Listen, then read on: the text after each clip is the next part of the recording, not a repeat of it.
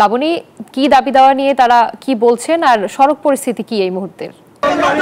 রুবা, আসলে সড়ক অবরোধ করে এখন বিক্ষোভ করছেন না।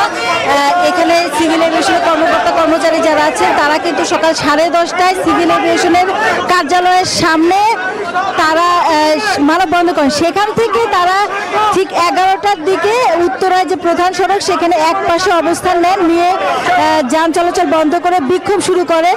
এবং তারা যে দাবিটি জানাচ্ছে সেটা হলো যে এয়ারপোর্ট একটি সিকিউরিটি ফোর্স হবে, সেই ফোর্সটি বাতিলের দাবিতে তারা বিক্ষোভ করেন। পাশাপাশি 6 দফা দাবি জানান এবং তারা যেটি বলেন যে বিমানবন্দরে বিমান বাহিনীর যে হস্তক্ষেপ সেই হস্তক্ষেপ বন্ধ করার তারা দাবি জানান।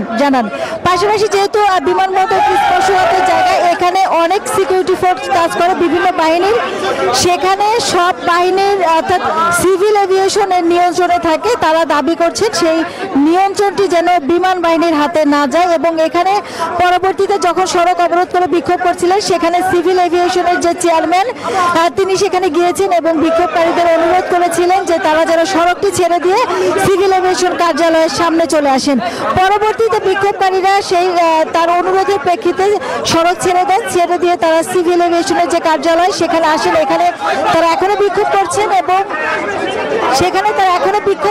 এবং বিক্ষোভের পরবর্তী প্রেক্ষিতে সিভিল এভিয়েশনের চেয়ারম্যান যিনি এয়ার ভাইস মার্শাল মঞ্জুর কবির ভুইয়া তিনি এখানে আশ্বস্ত করেছেন যে বিমান বাহিনীর কোনো নিয়ন্ত্রণ বিমানবন্দরে থাকবে না। তারপরেও কিন্তু এখানে যারা আন্দোলন করছেন তারা আসলে এখনো আন্দোলন করছেন এবং বিক্ষোভ করছেন। পাশাপাশি তারা বলছেন যে বিমানবন্দরের দখলে যে ষড়যন্ত্র সেই ষড়যন্ত্রের বিরুদ্ধে তারা অবস্থান নিয়েছেন এবং এখন পর্যন্ত বিক্ষোভ করে তারা তাদের দাবি দাওয়াগুলো তুলে ধরেছেন।